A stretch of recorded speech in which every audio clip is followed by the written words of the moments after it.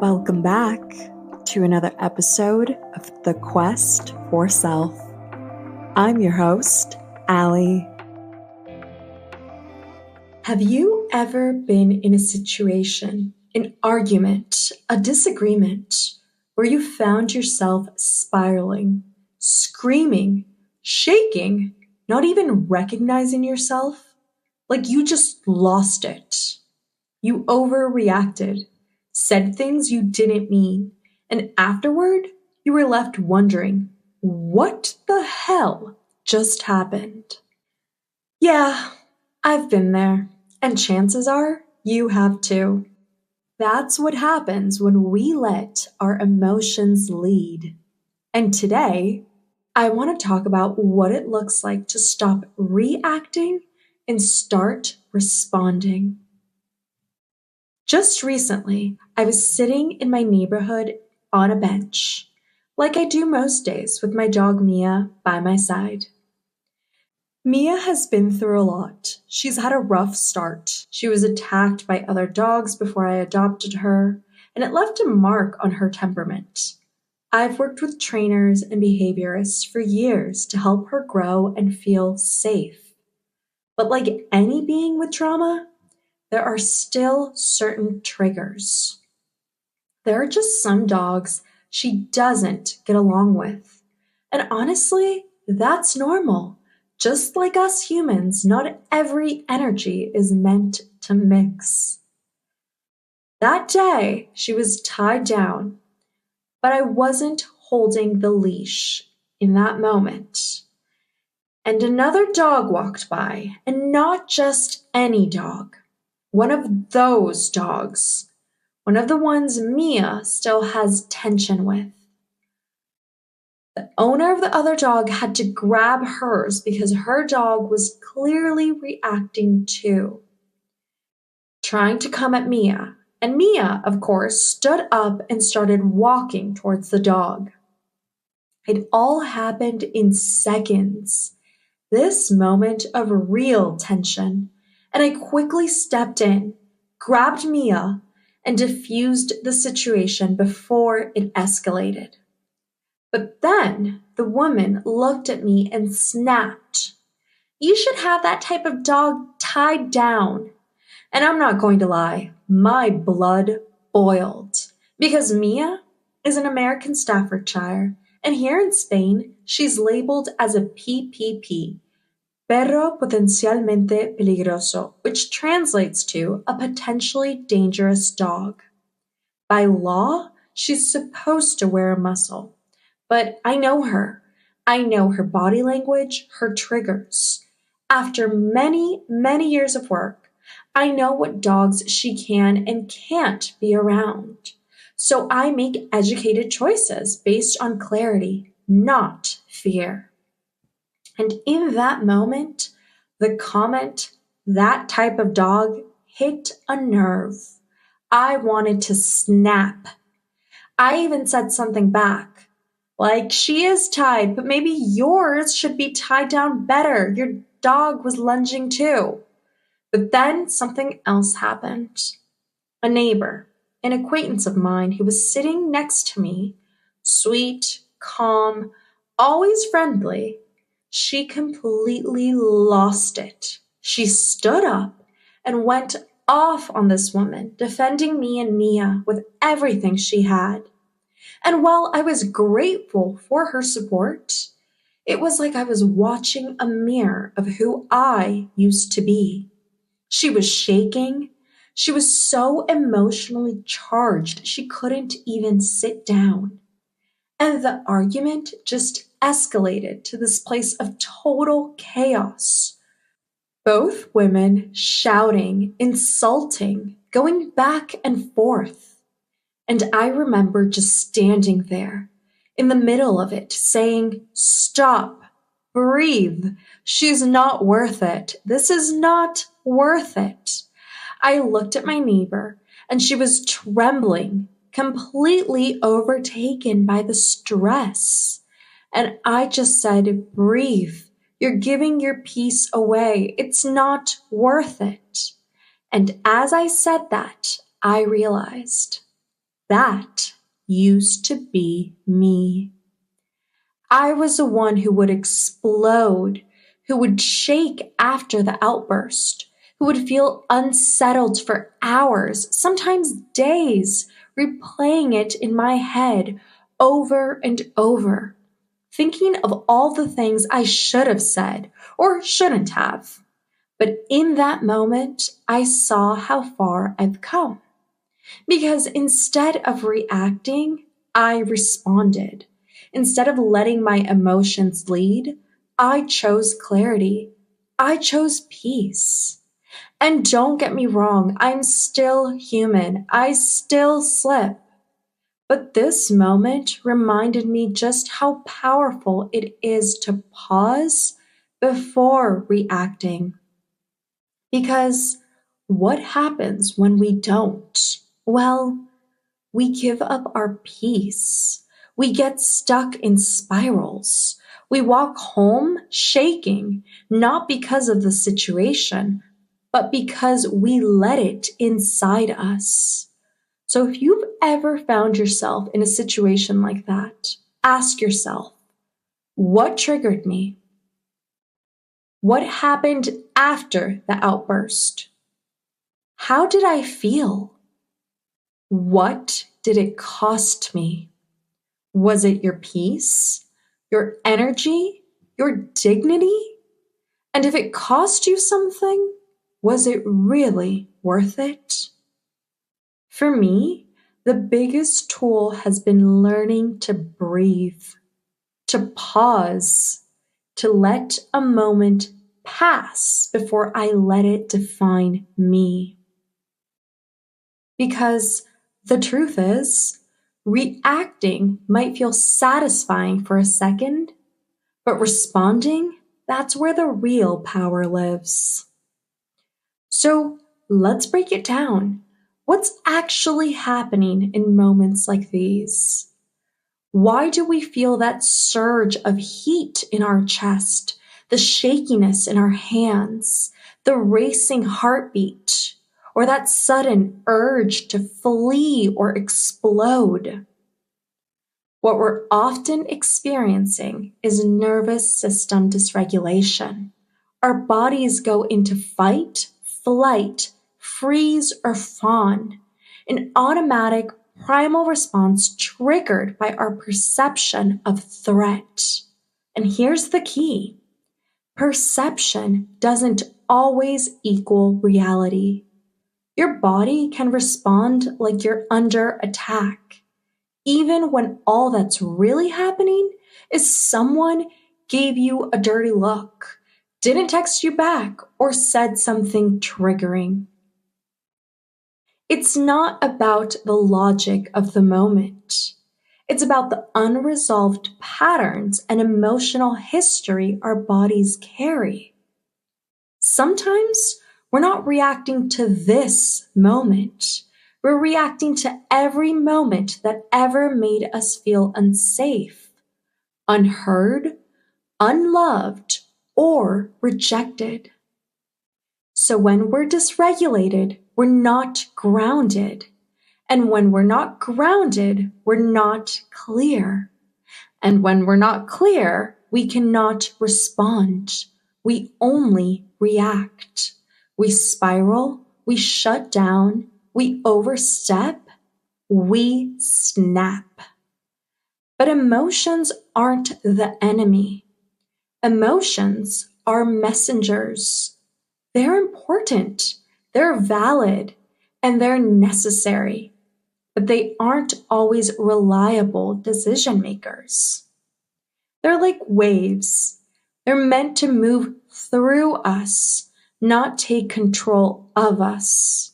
When we haven't learned to pause, or we don't yet have access to tools that ground us, emotion becomes our compass.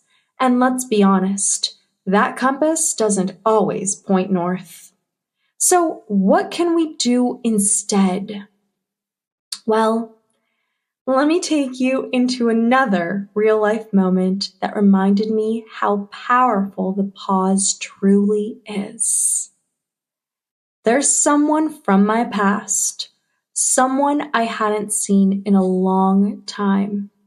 We had a thing, and lately he's been reaching out. Nothing direct, but enough to suggest he wants to reconnect. I've chosen not to respond, but deep down, I knew the day would come when I'd run into him as we go to the same gym. And it did. We were both at the pool. I was lying on a sunbed with my journal, trying to enjoy the moment. And then I felt it. His eyes, the stare. You know that feeling when someone's presence completely shifts your energy, even without a single word being spoken? I didn't know what to do. Do I look? Do I ignore it? Do I leave? Do I smile? I could feel my body tensing. My heart started racing. I started overthinking every little moment. I didn't even know if I could walk past him without stumbling over my own feet. I froze. But instead of letting those emotions dictate my next move, I paused. I opened my journal. I started writing. I started breathing. I spoke to a friend about it, and she offered real support in that moment. But here's what I've learned. Clarity begins with the pause. It's the moment you say, wait, what's going on here? What's mine? What's theirs?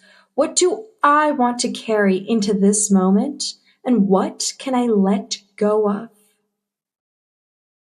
This is what it means to act from clarity, not emotion. It means slowing down just enough to create space between the trigger and your response. It's reclaiming your power. So, how do we access this in real time? Well, pause before you react. Breathe before you speak. Ask yourself, what's happening in my body? What's happening in my mind? What's the story I'm telling myself right now? Use grounding tools, journaling, walking away, placing your hand on your heart and simply saying, I need a moment. The power to pause changes everything because when you act from clarity, not from a clouded emotional spiral, you come home to yourself. You choose peace over performance, intention over impulse. And that shift, it's where growth lives. So let's rethink the narrative for a second. Not everything requires an immediate response. Not every emotion deserves a reaction. And not every message needs to be replied to. At least not right away. I've had moments where it's texting someone I'm dating, a friend, or even someone from work where I feel this heated urge to say something. I can feel the tension building. My fingers are typing fast, my heart's beating faster, and I know that what's about to be sent is coming from a place of defense, not discernment. And what I've learned is this. It's okay to pause. Actually, it's more than okay. It's powerful. One of my go-to habits when I feel the heat rise is to simply sleep on it. Leave the text on read, walk away, breathe, wait. Because time, well, it creates space. And space gives us room to respond, not react. And sometimes the best response, well, it's simply no response at all. So here's what I want to invite you to ask yourself the next time you're in a heated moment, about to say something you might later question. What if I didn't answer this text right now? What if I gave this conversation 24 hours of space? Am I reacting from hurt or responding from understanding?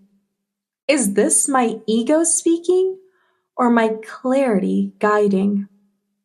Will I be proud of how I showed up tomorrow? When you shift into this mindset, you stop playing emotional ping pong. You choose to respond like someone who's centered, not someone who's spiraling. And that choice, it builds trust with yourself. Because acting from clarity doesn't mean you're cold or disconnected. It means you're intentional. Clarity means choosing a version of yourself that your future self will thank you for, even in the middle of chaos. Real growth, it's messy, but it's worth it. And look, I'm not perfect. There are still moments I get it wrong. I've replied out of ego. I've snapped out of hurt. I've sent the message I knew I shouldn't send. I've done it. I still do sometimes, but I'm learning. I'm unlearning. I'm noticing the patterns, and little by little, I'm rewriting them. Because now I catch myself. Now I pause. Now I ask, is this reaction really aligned with who I want to be? And sometimes I still don't get it right. But every time I do, I feel stronger. Every time I choose grounding instead of spiraling, I feel more in control, not of the situation, but of myself. Growth, it's not linear. It's clumsy, it's raw, it's humbling, but it's so, so worth it. I'm not here to preach like I've mastered this. I'm here to walk alongside you as I figure it out too. This podcast, it's not about perfection. It's about practice. And this is a practice I'm committing to. Choosing clarity over chaos, responding instead of reacting, protecting my peace even when I feel triggered. So let me leave you with this. This week, when emotions start to rise, can you pause? Can you take a breath before you type that message? Can you sit with your feelings before you speak on them? This week, when the heat rises in your chest and your hands start to shake, can you pause? Not to suppress what you feel, but to honor it with space. Because reaction is easy, but response is intentional. It's grounded. It's growth in motion. And every time you choose the pause, you're not just avoiding a spiral. You're stepping into clarity. You're becoming who you were always meant to be. Because every step you take, especially the quiet ones, lead you to a better version of yourself.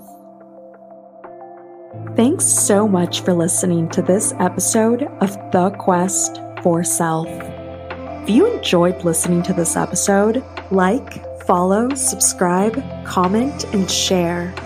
It would mean the world. Also, don't forget to follow us on social media, The Quest for Self.